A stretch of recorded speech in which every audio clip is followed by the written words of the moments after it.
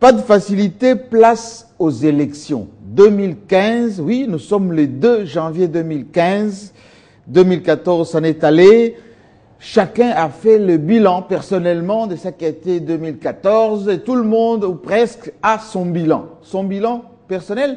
Et sur le plan national, sur le plan de la vie de la nation, nous devons aussi faire un bilan de ce qui a été 2014.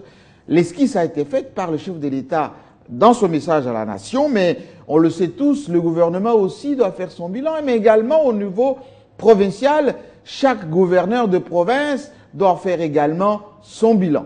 Son bilan pour savoir comment ça a été 2014 et comment aussi sur 2015, chaque gouvernement provincial prévoit l'organisation de la vie de la nation sur le plan local. Mais il doit quand même y avoir un certain langage de vérité dans notre façon de diriger la nation, de faire la vie sociale, la vie économique, la vie sociale aussi, mais la vie politique également. Sur le plan sécuritaire, la situation a été calme sur l'ensemble du territoire national, malgré beaucoup de prédictions sur l'année 2014, malgré tout ce que le prophète de Malheur avait prédit sur le Congo. Eh bien, le Congo s'est terminé, malgré naturellement des accidents et quelques escarmouches qu'il y a eu l'année 2014. Le Congo est resté debout jusqu'à ce que nous sommes aujourd'hui le 2 janvier. Tout le monde a fêté. Sur le plan national, par exemple, à Kinshasa, vous avez été sur le grand place. Des enfants, des adultes, mais également les touristes ont pu vivre tranquillement les réveillons. Sur le plan économique, les paramètres macroéconomiques ont été tenus jusqu'à la croissance économique. On a suivi, par exemple, les pays comme le Cameroun ou le Gabon ont avoisiné dans les 6-7%, alors que le Congo voisinait les 8-5%. Et on table sur les 10% cette année 2015. Sur le plan politique, les concertations nationales ont donné place à ce gouvernement de cohésion nationale. On retrouve désormais la majorité, l'opposition, la société civile. Certaines personnalités ont intégré donc ce gouvernement. Place maintenant au travail. Il faut maintenant travailler. Il y a eu des envies de participer à la gestion de la chose commune. Certains qui sont au gouvernement aujourd'hui, hier, faisaient des remarques sur la gouvernance. C'est maintenant le moment de prouver de quoi on est capable. Donc le travail doit être fait d'une manière volontariste. Pourquoi volontariste? Parce que 2015, on a écouté un peu le chef de l'État le dire, c'est l'année des élections.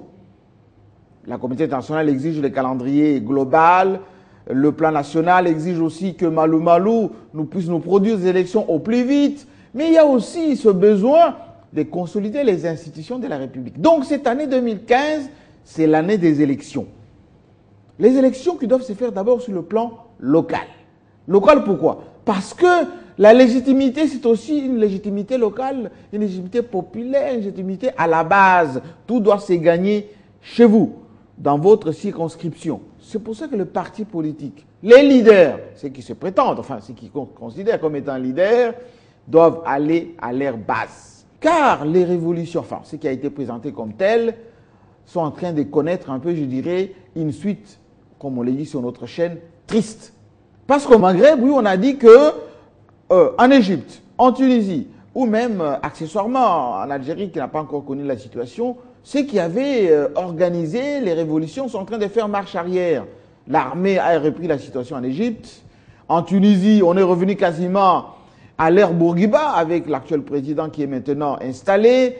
Vous avez vu que au Maroc, la situation est plus ou moins contenue. Même au Burkina Faso, oui, c'est l'armée qui a repris les choses en main.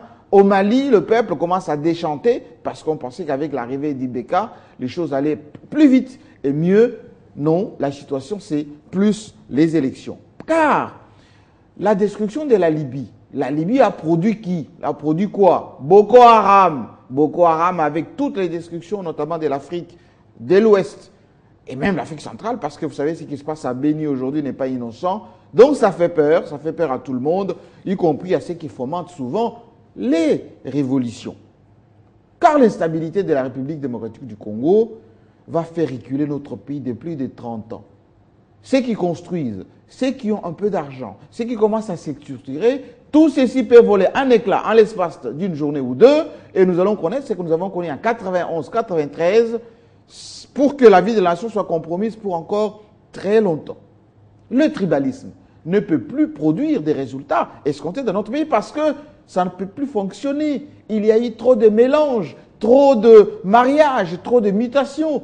Oui, le maréchal Mobutu avait tellement permuté les Congolais que dans chaque province, vous ne pouvez pas trouver les originaires pur sucre dans chaque coin de rue. Il faut que les partis politiques et les leaders évitent la facilité.